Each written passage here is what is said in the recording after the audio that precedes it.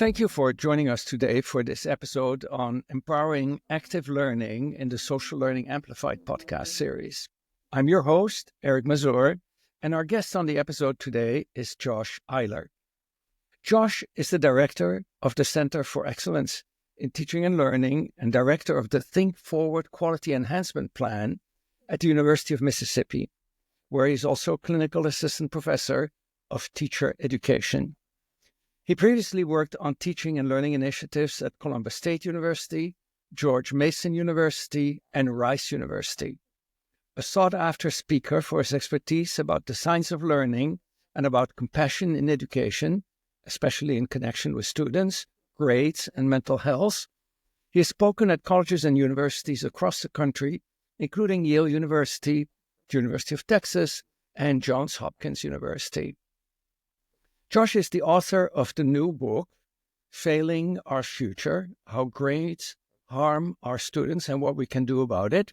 This came out this year from Johns Hopkins University Press, and it will be, I guess, the focus of our discussion. And another book, How Humans Learn, the Science and Stories Behind Effective College Teaching, which was named one of the 100 best education books of all time in 2019 by Book Authority, which is a leading site for book recommendations. Called A Splendid Repositories of Ways to Rethink How We Teach College by the Los Angeles Review of Books, it was also named Book of the Year in the Chicago Tribune. Josh, thank you for being here today. Thank you so much for the invitation, Eric. Well, I'm really excited because the title of your most recent book on grades resonated so strongly with me. You know, in my own trajectory as an educator, I moved from what to teach to how to teach it. And after I introduced peer instruction as a way to, help students learn in the classroom, I realized that it's actually the assessment that dictates everything. It's the tail that wags the dog. That's absolutely right. You know, students' approach to learning and their study habits are completely dictated by the assessment, not by what you would hope, an intrinsic desire to learn. Right. Now, I frequently speak on assessment, and the title of one of my talks is Assessment, the Silent Killer of Learning. Love it. But I really, it's really grades or high stakes exams that are, I think, the killer and that take the joy out of learning. What is it that motivated you to write your book? Right, and in some cases they're the not so silent killers. It was a couple of things that converged at the same time that really led me to writing this particular book. One was that when I was writing the earlier book on the science of learning, I was working on a chapter on failure as a tool for enhancing learning. And I kept running into lots of research about grades and about how they set up obstacles to not just learning, but the natural process by which people learn, which is trying something out, making a mistake, getting feedback, and trying again. That grades sort of arrest that process. And so I as I finished that project, I kind of put a pin in the idea of returning to grades as the subject of a whole book. The second thing was that a lot of people in my kind of educator network were trying different experimentations with their grading practices. They were trying out alternative models like contract grading and standards-based grading and things like that. And I dove into those waters as well and tried some experiments in my class. And probably maybe the most important thing that was happening at the time is that my daughter was entering the school system and began to get grades for the first time. And I was witnessing her trying to navigate that world and her response to the grades that she was getting. It all came together, and I thought that it might be beneficial if all of us who have a stake in education in this country were all on the same page and knew the contours of this conversation. So this is written for a broad audience of parents, educators, administrators, policymakers, even students, so that we can all kind of move this conversation forward together. Now, as I was listening to you, I think it's great because I think it is really something that has many stakeholders, parents, future employers, educators, students. I I was thinking at the same time as we're having this conversation, we have to realize that typically people like to use simple numerical metrics, right? You see that in product reviews on sites like Amazon or Consumer Reports, or the infamous H index in academic that's right. publishing, school rankings, and so on. And also, I think deep down we know that they often drive an unethical behavior. That's right. People who sell products on Amazon come up with fake reviews to artificially raise their rankings. Authors in academia chase high impact journals because they know that will affect their H index, or even embellish articles and results in order to get published in high profile journal and increase their H index.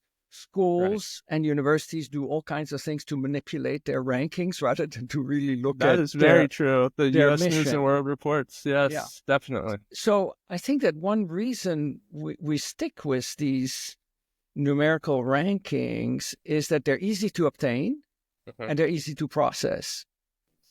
But I think everybody also knows we should take them with a grain of salt. I like to say easy metric, useless metric. That's great. Yes, I agree. But we also know that no one in society would hire people simply based on the grades they obtain in high school or in college. Right. So in education, I think grades are not just uninformative, because nobody would hire people, based on these grades. But you have gone in your book as far as saying they can interfere with learning. Yes. So in your opinion, what are some of the most significant ways in which grades are an impediment to learning?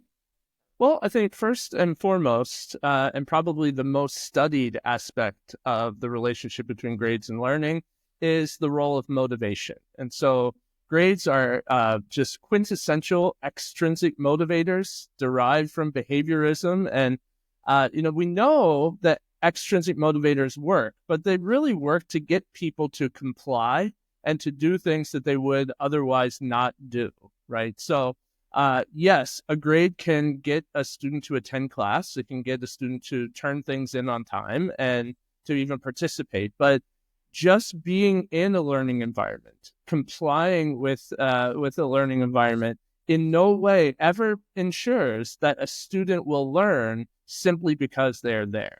That takes intrinsic motivation. It takes pedagogical design. It takes relationships between teacher and student. So the extrinsic motivation of grades only goes so far. What we know is necessary for deep learning is really intrinsic motivation. And that is where grades set up the very first and probably the biggest obstacle, that grades interfere with our ability to be intrinsically motivated for lots of reasons. One is, of course, that it's difficult to find your natural interest in something when you're always concerned with whether you're getting the right answer or whether it's going to affect your GPA or your employment prospects. It's also grades affect intrinsic motivation because they encourage a kind of strategic learning and a strategic course selection process. So I'm not really doing things because I love them. I'm doing them because they are a means to an end. And that is something that's set up by grades. They also cultivate an environment, not to say that all students will do this, but they cultivate an environment that incentivizes cheating.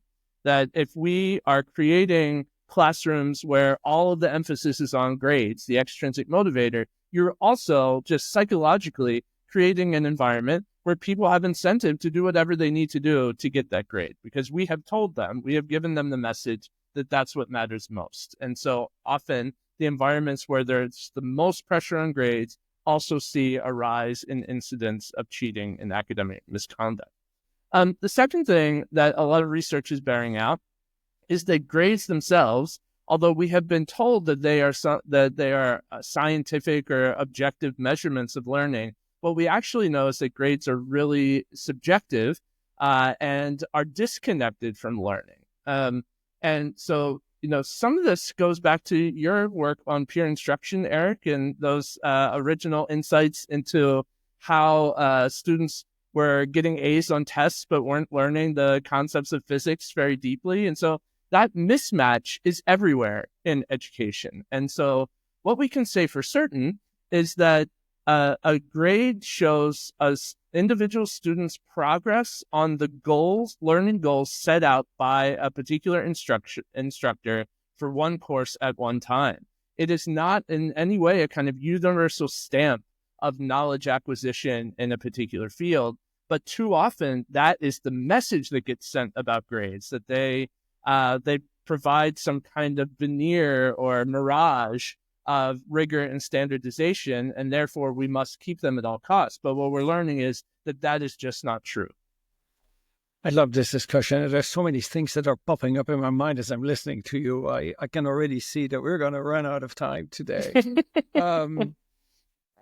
So you mentioned one important word, subjectivity, and the flip side, objectivity. Right. So my question to you is there really an objective measure of learning? I don't think that there is a truly objective measure for learning, because the measurements that we use are created by human beings with particular biases and angles and lenses that they're using to create them. So I don't think that there are truly objective measurements. I think that there are particular insights that we can gain from student work. I think that there are tools out there that do allow us, that do give us important information about learning. But I would not say that we have a truly objective measurement. I completely agree with that. I asked, it was sort of a leading question in a sense. In particular, let's think about Bloom's taxonomy. Disputed as it may be, it's still a useful framework to think about from time to time with, the lower order thinking skills like memorization and understanding at the bottom, and then the highest order thinking skill, evaluation and creativity or innovation at the top. Right. And if you ask yourself, can I really, truly, objectively evaluate these 6 thinking skills? I left out the 2 in the middle. I would say memorization, yeah, of course, I can test that, right? I can ask somebody to remember Swahili words, and then, after an hour or 2 hours or 3 hours or a day or 2 days or a month, I can ask, the meaning of a set of Swahili words and sort of measure the amount of memorization that this particular individual has mastered. Sure. And then it becomes more fuzzier as you go to understanding. And by the time you get to innovation or creativity, I think there's no relationship at all anymore between the evaluation and the person's actual contribution. Think about so many artists that died before they were recognized as being creative innovators, or even innovators in society who were not valued for the innovations they brought about. So I think that is a clear indication that we can't really objectively evaluate human abilities. I agree. Absolutely. Now, in history, grades are a relatively recent quote unquote invention, right? I mean, I've read in some place that it started with the math tripos in Oxford in the late 19th century, which was not an academic enterprise. It was sort of a competition, an extracurricular math competition, which was more or less like a sports ladder where people got eliminated in successive round of solving harder and harder problems. Right. And then you end up with a numerical ranking of people, and you think, oh, that's great. I know who's the best students and who are the poor students. Why do you think we adopted this system, and why are we clinging to it, even though deep down in our hearts we all know that grades don't tell you the story, and that maybe even there are social injustice? Yes, well, certainly they are. But why do we have them? Why did we adopt them? And you're absolutely right that these are very recent. In fact, the A through F letter system that is so common now wasn't standardized until the 1940s. So you're talking about less than a century of use, but they were adopted, and there are good records on this, largely for an ease of communication with parents and across institutions. So if all schools are giving A's, A through F's, then it's easy to communicate with each other and with colleges and with employers. So it was largely about that kind of shorthand for supposed learning and how they could communicate with each other. But what is also clear is that it was not because they felt it was the best way to measure learning. That had no part whatsoever in it. It was a system that was really set out to make communication as quick and as transmissible as possible. Why do we cling to it? I think, like we cling to a lot of things that are sort of rooted in tradition and baked into the foundation of our systems, because it's always been done that way. And the messages that have always been sent about them are that these are pure reflections of your work as students, when we're learning, of course, that is not true. And also, people who are charged with leading and working in educational institutions often got good grades and believe that grades are rigorous and reflections of student learning. And so it's kind of a self-replicating system at the same time. It's also a system that has evolved. You mentioned A through F. Mm-hmm. At my institution right now, it's A through A minus, roughly. Oh, right. With students becoming almost suicidal when they get an A minus rather than an A. So grade inflation has been so severe that I think grades are becoming meaningless, not because they're intrinsically meaningless. They're becoming meaningless because, it's almost like a pass-fail system. What's your view of that? And do you see some of the same problems at your institution? Oh, sure. Okay. Well, actually, the first thing that you were talking about there with mental health is actually true and real, and institutions are starting to learn more about how grades are affecting students' mental health. The grade inflation conversation is an interesting one, because this is often a proxy that, and this conversation accepted, but it's often a proxy by those who feel really passionately about it for a different conversation about a supposed loss of rigor over the course of many years. And so sometimes when people are talking about grade inflation, what they're really kind of arguing about is, have standards decreased over time and are courses less rigorous now than they used to be? I also find that sometimes when people are talking about grade inflation, what they're really talking about is grade compression. So a smaller range of grades over time has been given, when I think in order to say that grades are truly inflated, we would have to know a lot about how the grades had been given in the past, what criteria people had used, and how the assessments were designed.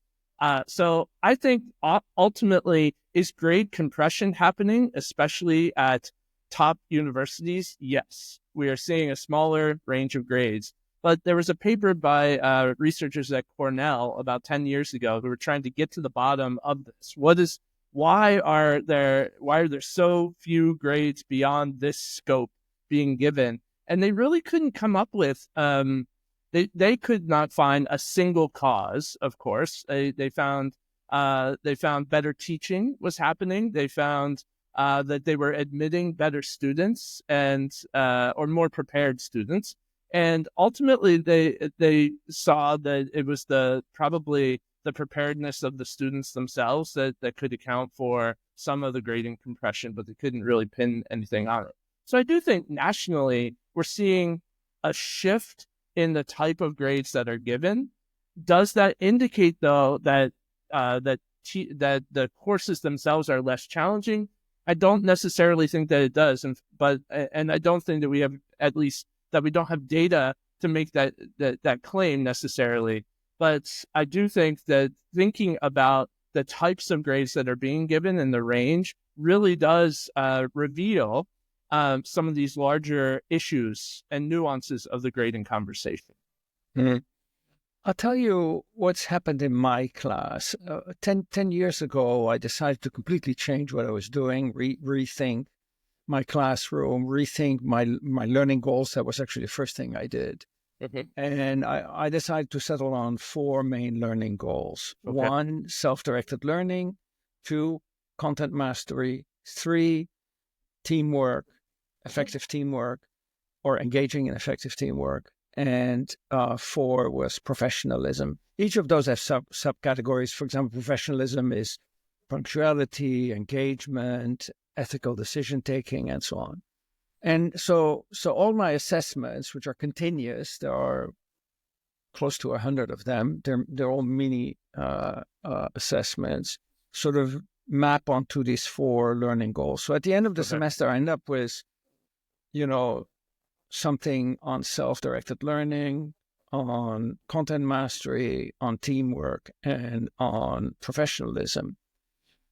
So it's sort of like a vector, if you want, describes the students with different metrics in each dimension. Unfortunately, at the end of the semester, the registrar knocks on my door and says, Eric, what is the grade for this student? And I have to sort of collapse those 4 grades into one.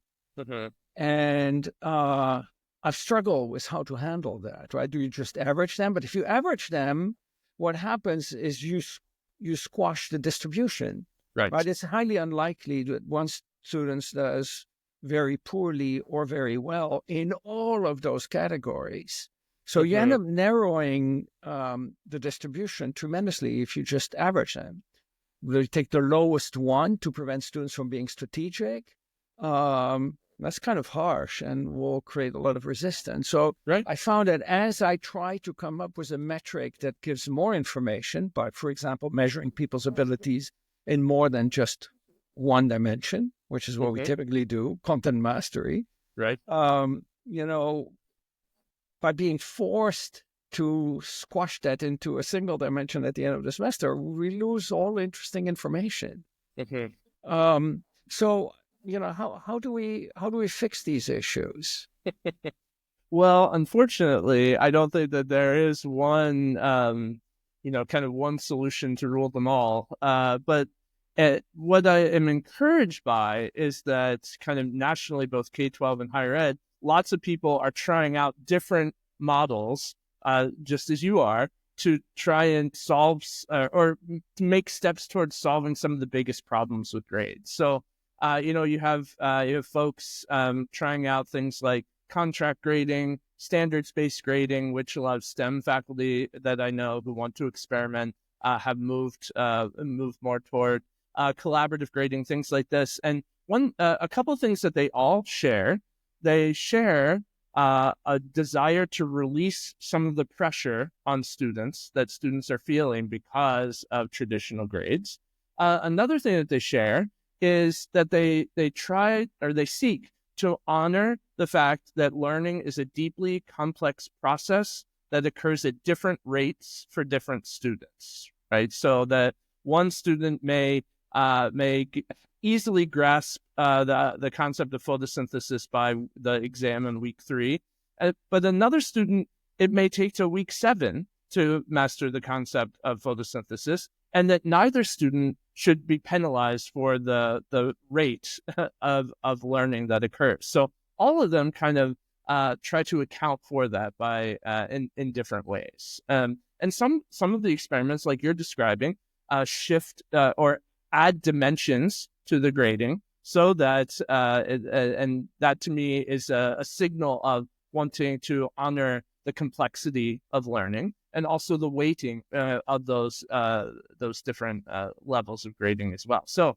lots of people trying lots of different things. We're not going to solve the ultimate problem yet that you're describing, which is that we have to put a grade in the grade book or registrars get mad at us.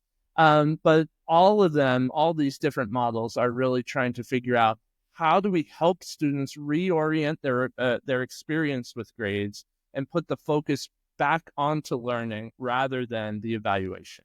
Yeah.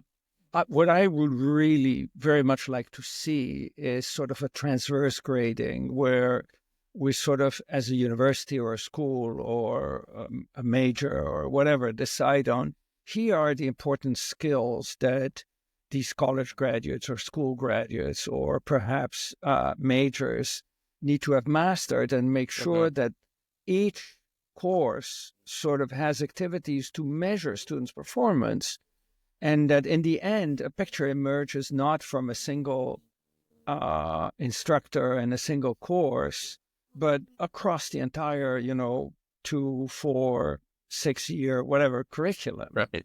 I think we'd end up with a much better picture. But here's perhaps one point we didn't talk about. Sure.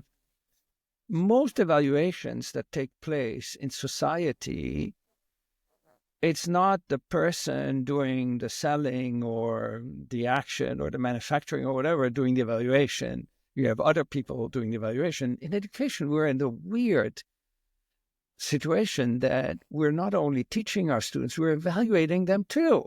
Yes. There's sort of, what I like to call this Jekyll and Hyde transition that we make from, the coach as an educator, as a teacher, to, the bad guy who is doing the evaluation. We've sort of this internal conflict that on the one hand, we want to make sure our students come out of the course scoring as high as possible. And on the course, we want to be coming up with a distribution that differentiates the students one from the other. Isn't that perhaps, maybe the root of the problem, that in education, it's the person who is doing the teaching who is doing the evaluation?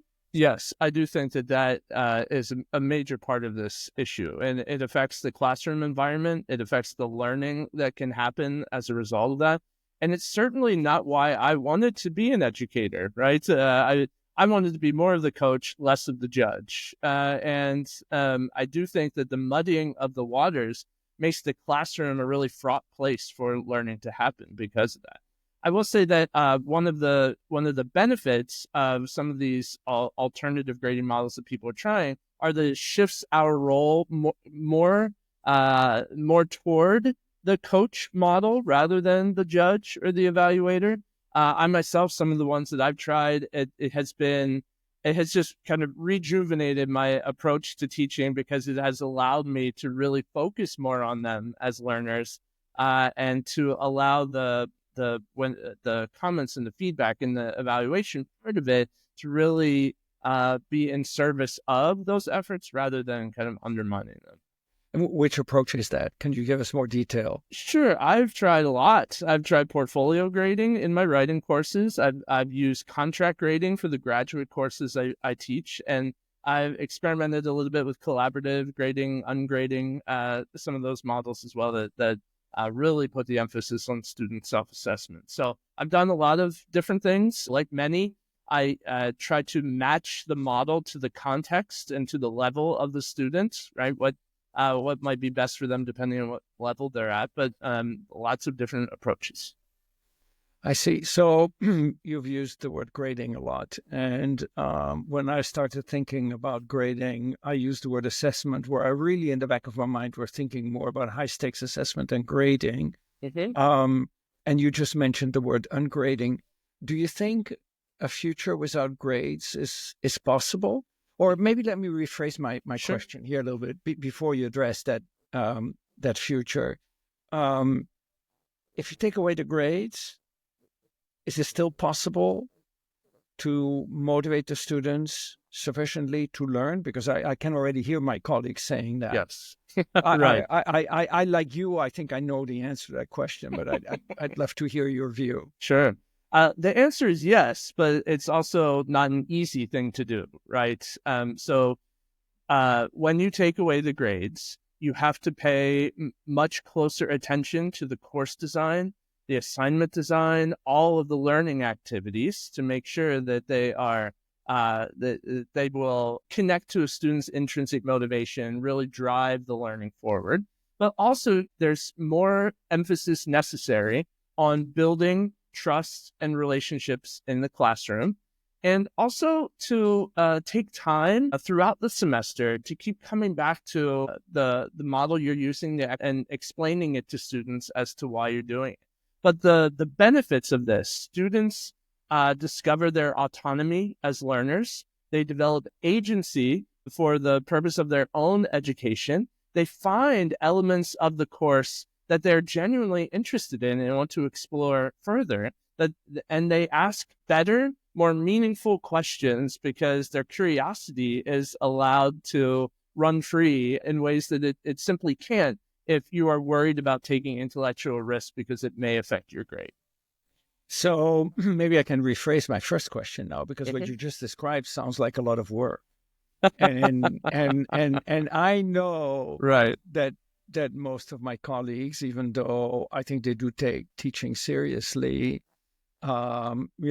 see this as probably too much work to invest. So do you think we're headed perhaps to a gradeless future, or is that out of reach? I think a lot of questions like that, ultimately the answer is unknowable. But here are a few reasons why I'm optimistic. I think like a lot of major change that has happened in education and society writ large, big questions like this need to be asked. And the answer seems unknowable until small groups of change happen over and over again over time. And eventually that creates momentum toward this bigger change that we're talking about. What I think is perhaps more achievable in the short term is institutions not only embracing but incentivizing faculty to explore other approaches to grading and to reward them for trying these things out. And so the workload is an issue. I have found it not more work, but redistributed work. So a lot at the beginning and a lot at the end, but the middle has changed for me. So I think it's redistributed work. I think a lot more openness and incentivizing of experimentation is possible before we get to a gradeless future. But I am optimistic. There are lots of people doing a lot of amazing work in this area, and I think it's all to the good for our students. Well, on that optimistic note, Josh, thank you so much for a thought-provoking discussion. I would like to conclude by thanking our audience for listening and inviting everyone to return for our next episode. So on behalf of all of our listeners, Josh, thank you again for joining us today. Thank you, Eric. I really appreciate it. You can find our Social Learning Amplified podcast and more on perusal.com/social learning amplified. I hope you will also join our Perusal Engage event with Josh Eyler starting on January the 13th. And if you don't know what a Perusal Engage event is, it's an opportunity for you to engage with Josh's new book and Josh on the Perusal platform. Subscribe to find out about other episodes of our podcast, and I hope to welcome you back on a future episode.